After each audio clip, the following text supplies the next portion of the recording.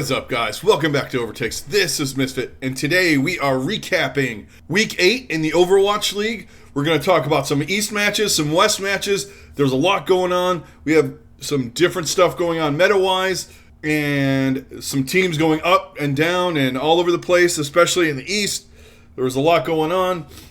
But before we get into that, I'd like to thank everybody for joining me. Thank you very, very much. All your support's greatly, greatly appreciated. If you've been here for 1 day or 5 years, thank you very much.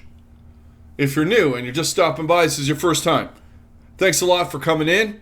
I talk Overwatch League 2 to 3 times a week, depending on what's going on. And I talk about metas and different teams, matches. We talk anything and everything Overwatch League, and we do talk some Overwatch game stuff. I mean, we have the second beta dropping. I haven't gotten the key or whatever you would call it for the first part of it yet, but I'll be in there at some point. And so I'm sure some of you guys, if not all of you guys, have signed up for it. And it's exciting. We get to play Junker Queen and see how she is and all that kind of stuff. Maybe we'll talk more about that later on in the week after we get our feet wet with some of this stuff.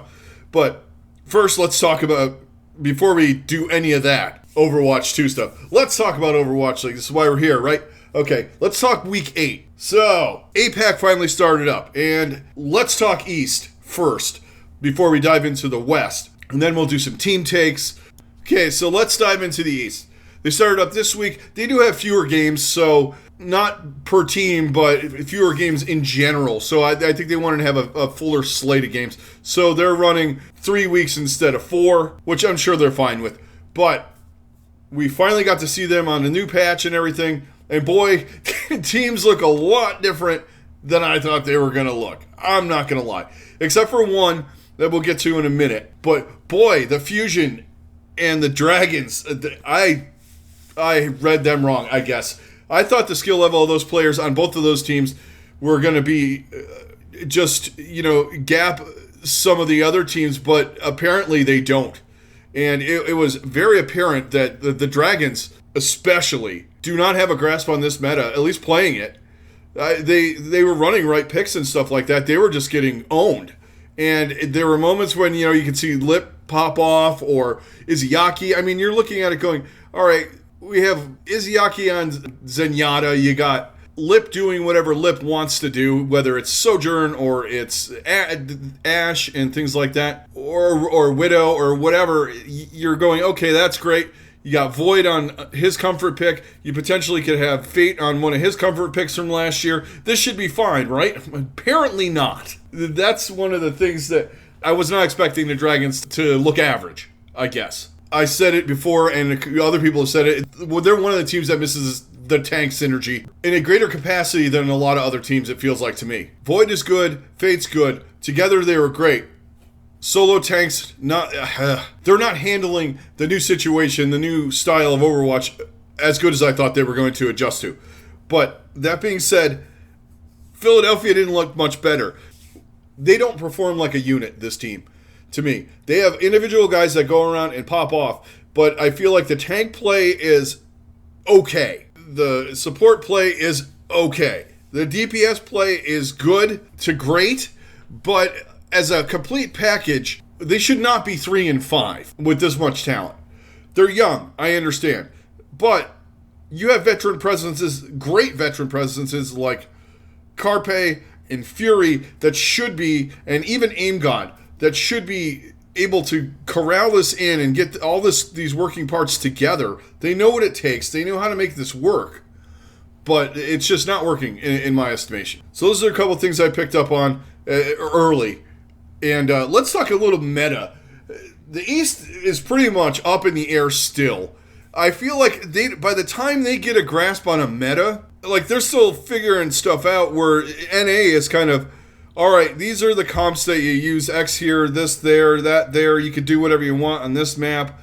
It feels more solidified where they flesh it out and go, this good. The only thing that they kind of have the tanks in a spot, I guess, although they were running fucking Roadhog to a little bit of success, but nothing outstanding, I guess. And Diva, they run occasionally. The Valiant were doing that. I don't know. It's just chaos. And DPS-wise, they're running Sombra and Ashe And Chengdu is running Pharah almost out of it because they have to and they can, because it's not as egregious as it would have been in the last meta or the last stage when you had certain things going on. But, you're seeing attempts at oddball stuff. I like the Sojourn where she's at right now, and you see when these guys play her that you win fights when these guys, especially when you get guys on these heroes like Leave and Fitz and Lip, and they just tear shit up. I mean, it's absolutely terrifying. I mean, guys like Easy Han were looking great on her. Maybe that means she's overtuned. I don't know. Easy Han's pretty good, though.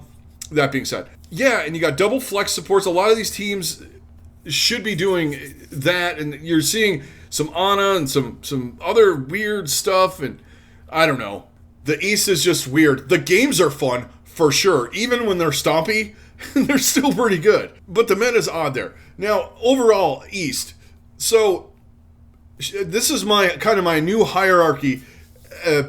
After a weekend, I'm not calling it a power ranking. What I've seen this weekend, I think Seoul is not by far. Seoul is the best team right now. I feel like the Spark are climbing up in that discussion to be below them. The Dragons are failing in a bunch of different spots, and it's taking them a long time to figure out 5v5 and how to make it work. You have the components to make it work. You have the components to make it a championship season.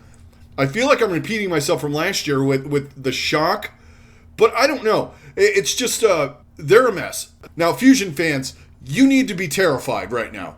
You could have literally gone from the final in the kickoff clash to not making it into the mid-season madness tournament.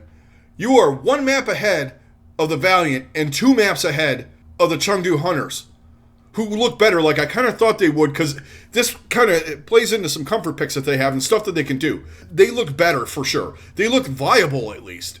You got Leave where he can go pop off. You have Gaga can run the ball or do whatever he's going to do. Things that he knows and he's good at. And you have Daisy playing Sigma. He looked reasonable at times. Sometimes he looked kind of off. But, it's not terrible. Your support line looked like they were in a comfort zone. It just was working out to me for them. But Philadelphia, 3-5. They started out 3-0. They are on a 5-game regular season match losing streak, which is insane to me with how they started and how everybody was like, "Oh man, this is the best team. They look like the Shock." No, they don't. They do not, because the Shock don't lose regular season games. They're losing all of them now. They're not even going to be into the tournament if this goes on any further. And the thing about that's scary for the Fusion is they have Seoul, Hangzhou, and Shanghai. The only break that they could get would be beating Guangzhou. So they're in a really bad spot. The Dragons were 5-1, so they have 2 losses. They're 5-3. They're still okay, but they still got to win games. There's a lot of weird stuff going on. And honestly, the Valiant look like one of the better teams in the APAC this weekend with Marv 1, the return of Marvell. He looked fantastic.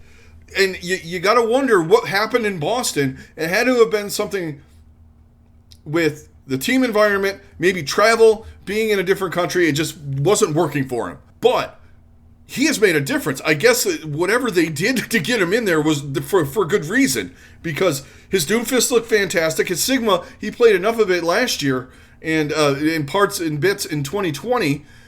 He looked fantastic. He looked great. And you throw that in, Molly looked good.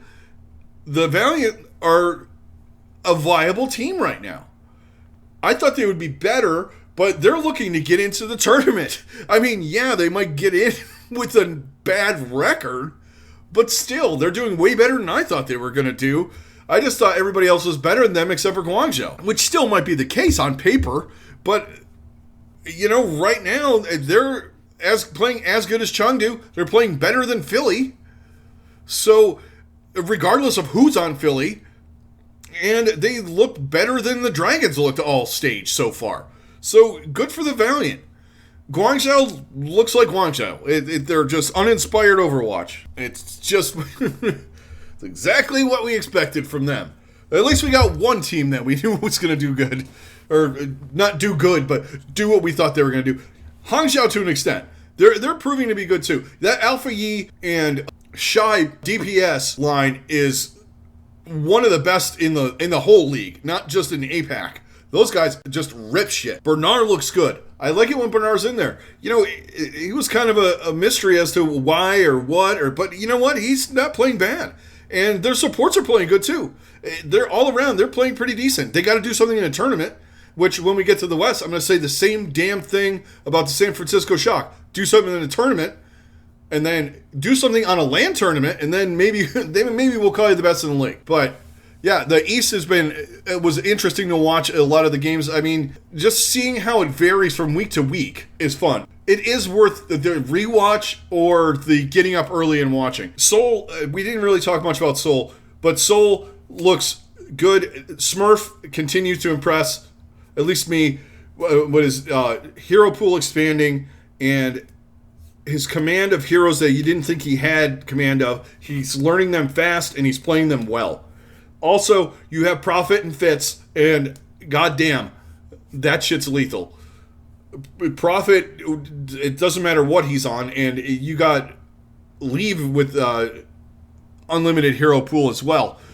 They're fantastic, and their supports are playing good. And Van Dyne should be in discussions for Rookie of the Year. I mean, yeah, all right. You might want to calm down a little bit on that. I mean, there's guys like Proper and Alpha Yi and Reiner, and there's a lot of dudes involved in that. Maybe after the tournament, we'll do a mid-season kind of where we think guys are at for MVP, Rookie of the Year kind of thing. Maybe we'll try that. But yeah, that was my take on the East. Let's talk about the West now. West was a little more cut and dry as to what was going on. It seemed like things kind of shifted back into normal world. Let's not count the Justice in a Defiant game, because that's who knows what those two teams are from minute to minute. We're not going to talk about that. But Dallas seemed to right the ship. They pounded on the Mayhem. Yeah, it was a 3-0. People are going to say that it was close. I watched it. I watched it all the way through. The Mayhem were feeding at points. They have good components on this team. They have good players. But XE isn't quite up there yet in terms of, this is general overall. There are times when, I mean, I love this team. I love watching them. They're fun to watch. But when it gets down to brass tacks, they're not finishing the job. Surmajed goes way too hard. Someone sometimes goes way, way too hard. Hydron's good. Checkmate's good. But there's missteps in the coordination and things like that. RuPaul looks okay. I'm not overly impressed. I'm not unimpressed either. He's doing a decent job. Animo is playing really well when he's in there and they're playing Lucio.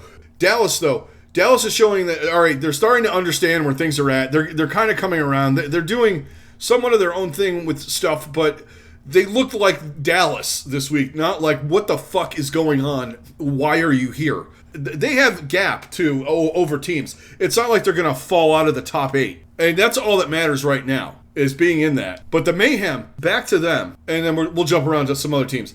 The Mayhem, they didn't look good against Dallas. They looked okay against San Francisco. They hung with them for a bit, but you could see the skill gap there. San Francisco had guys that knew how to finish. They weren't overcompensating or overcommitting. Florida threw them off with someone's bumper like Reinhardt, which was fantastic. I mean, he just fucking YOLO yeet, man. It's like with bumper, we're going to have to remove the shift key from your fucking keyboard, kid, at some point. But, you know, they look okay, but, you know, at a point, they have to win games. And they're in a position right now where they're going to drop out of the tournament. They're not going to be in this tournament because they still have Boston, and then they have the Gladiators. And the only team that they have a chance, I mean, obviously they have a chance in both games if you really want to get technical.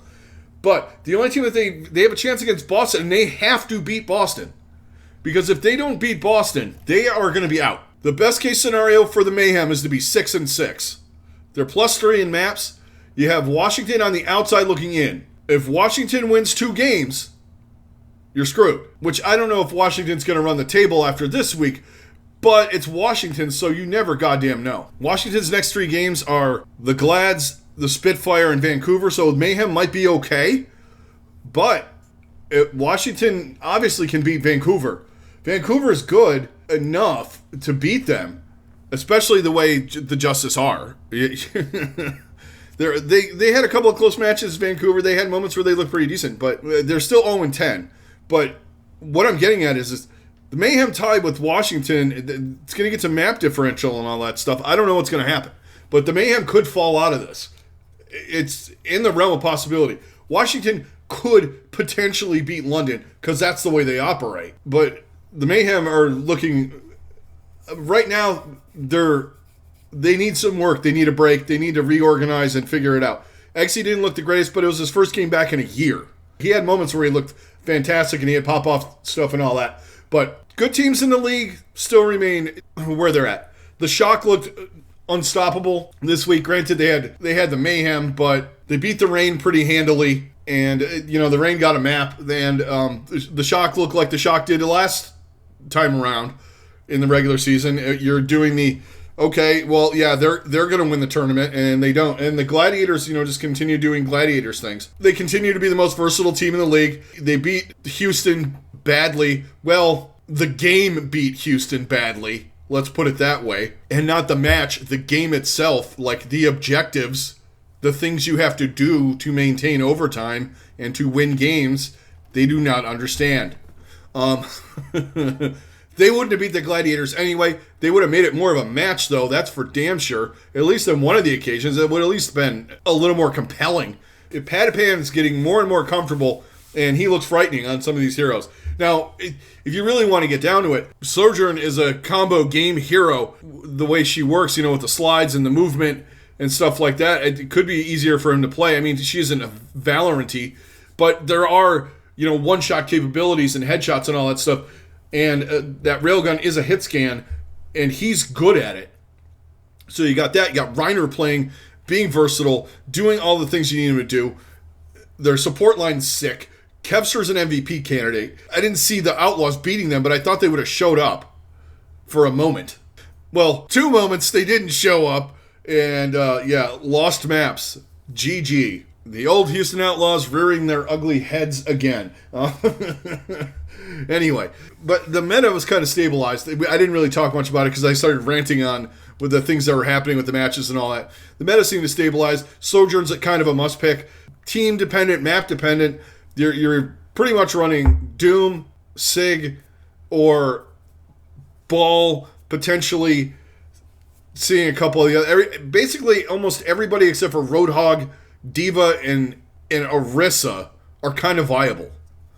Diva in certain situations, maybe. I might be able to give you a Diva in a couple of different scenarios. But I think the way things are shaking down, they're not leaning on certain things. You're seeing a couple of dabbles here and there with Sombra and Ashe and things like that. And Hanzo. The Hanzo I don't mind. Hanzo's good. I like Hanzo on that Circuit Royale, whatever we're fucking calling it. Monte Carlo.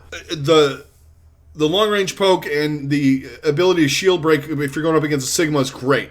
And the one-shot capability, it's good. Dragons are always good, even if it's just for separation, or if you can get somebody caught in a room, grab them or on the stairs. There's ways to use the dragons, so I like that.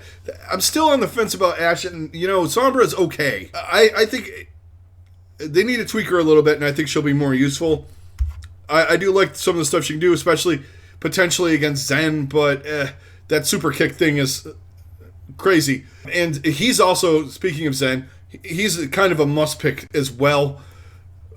You could say, I don't know, you could run him with pretty much any other hero. Bap Zen, Brig Zen, depends on what you have and what you can use and what your other person can play. You can run Anna with him. There's a lot of ways around it and ways to use it. But the comps are kind of solidifying more in the West than they are in the East to me. And some of these guys playing Sojourn are insane. Just watching the duels. Oh my God. They're just super fun. I like the way she plays. I do think she might be a little bit overtuned. But you know what? For right now, it's okay. It offers a different gameplay style. And, why not? It's her and Tracer. I kind of like that combo. And The potential to run other heroes alongside of her is also good too, but I just like the way that plays. You have someone that can clean up, or even potentially like Tracer gets in the back line. You got Sojourn at long range. You can even body shot with a railgun. There's a lot of pick potential and things you can do with that. Or, with the Zen, you got the Discord, and then bang, it's all this good stuff. I just like the way she plays. I like the Disruptor shot. I think that's fantastic. And the ult's good in the right hands. It at least in that high noon kind of way, except for people actually hit shots and do more with it than high noon. It makes people kind of run and hide. Even if it's like on a point, they kind of back off a little bit, try and take a little cover. Or you can just do the opposite and go right at it. And sometimes it works, sometimes it doesn't. But late take on the meta in this episode. Week 8 has been interesting for sure. The standings are getting... In the East, they're a mess. Below... Well, actually, they're not as big of a mess as I want to make them out to be. It's like the other Division 2. The middle is up in the air. You got 4... In the West, you have 4 teams that are about in the same record range, varying degree of difficulty on their schedule. I think London's going to make it in. I think their schedule is a lot easier. But East-wise, you have 3 teams with the same record, at 3 and 5, with the Valiant, the Fusion, and the Hunters. And then you have Seoul, Hangzhou, and Shanghai towards the top. And I figured we should start talking about the standings because we're getting close to the tournament time. We got 2 weeks left in this one, and things are starting to flesh out. It is a combo of Kickoff Clash and Midseason Madness records, so just bear that in mind, guys. And some teams teams do have extra points, so that's why you're seeing some differences in might have the same record kind of thing. That's where Washington is in a little bit of trouble. Same thing potentially with London, but I think London can win a couple more games. I mean, they're up there they have the same record as right now as Atlanta, Houston, and they're in the same range as Dallas. So if that doesn't say what the Spitfire are doing. The Mayhem have come back down to earth. Toronto is a mess, and who knows what the hell with them. They beat the Justice this week because it's the Justice, and it's them, so whatever happened there. I watched that match, and I was confused. I would not call that a great match. Anyway, the standings are looking kind of interesting, though. It's going to get tighter after this week. We're going to see what we have as far as who has to do what in that last week. It's going to come down to a scenario for some teams where they're going to have to do the impossible. Like the Mayhem are going to have to beat the Gladiators, potentially. And same thing with the Justice. And the Justice can't get out of their own way from 1 week to the next. So who knows? The Justice could lose to London, beat the Gladiators. That's how they operate. But yeah, there's the little bit of overview of Week 8. Now let's do some team takes. We're running a little bit long on this one, but that's okay. I didn't get to any team takes last time, so I got a few of them here. I didn't do all the teams, but here we go. I'll separate them East-West. How's that? We'll do that. All right, let's do the East first. Philly. Great individual players, bad team synergy. Need to work on that badly. That's my take on Philly. Shanghai. They are not good in this meta like I thought they were going to be. I think they have some team things to work on too. And it's not just the tank synergy thing. I think they need to figure out 5v5 a little bit better. They're not in a dire situation, but they're not looking like Shanghai. Hangzhou is the second best team in the East. And I will stand by that. I think that they have a phenomenal DPS duo, decent tanks, and I think they're going to be okay. I love Alpha E. He should be a Rookie of the Year candidate. And me and Reinforce are the only two people that had faith in the Hangzhou Spark this year, as far as I know. The Dynasty are finally more than Prophet and Fitz. They're Smurf, Prophet, Fitz, Creative, and Vindime. A complete team. Okay, those are my takes on the East teams. Let's go to the West. Dallas seems to be working out their meta issues. They looked a lot better. They were getting more into meta picks. They didn't lean on the Zarya thing crazily like they did in the last one. They seem to be a little bit more versatile right now. They did play the Mayhem and they did play Vancouver, but still sometimes you got to work stuff out, and it just happened to be an opportune time for a better team to take advantage of two lesser opponents and work their stuff out. Florida is good, not great. May not make the midseason. That's my take on them. We talked about them a little bit earlier in the episode, which I haven't really talked too much about the Mayhem extensively, but that's been my take on them all year anyway. Glads are still the best team in the league. Most versatile, most well-rounded, potentially highest mechanical skill of any team. Potentially. I did say it twice. I did write it down twice, too. It wasn't just me doing my normal repeating. I just actually wrote it down this time. Okay. San Francisco Shock. Could be another 6-0. They need to win a tournament game to prove more to me. To prove that they're a viable contender for the championship. And my last one, Houston needs to learn the basics of Overwatch. Other than that, they look pretty good. Enough said there with the C9s and all that.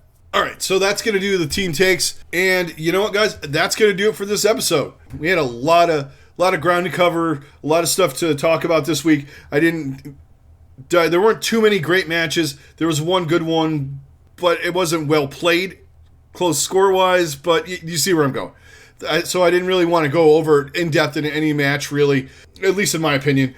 So sorry about that, but I wanted to talk more about the teams, the metas, and the general standings and where we're standing going into week 3 of the Midseason Madness, ramping up for the Midseason Madness tournament, which will have the qualifiers and all that stuff. I guess these are the qualifiers. Before we get into the bracketed rounds for each region, and then Hawaii. Unfortunately, not on land, but what are you going to do? That's going to do it for this episode, guys. I'd like to thank you all for joining me. All of your support's been greatly, greatly appreciated. I really mean that, too. I love interacting with you guys, talking about Overwatch League. It's fantastic. It's fun. And I live for it. So don't forget to comment down below. If you're new and you made it all the way to the end of the video, thank you very much. Hit a like and a subscribe. That would be fantastic. And tell your friends and your family and whoever you know that's in Overwatch League, come on in.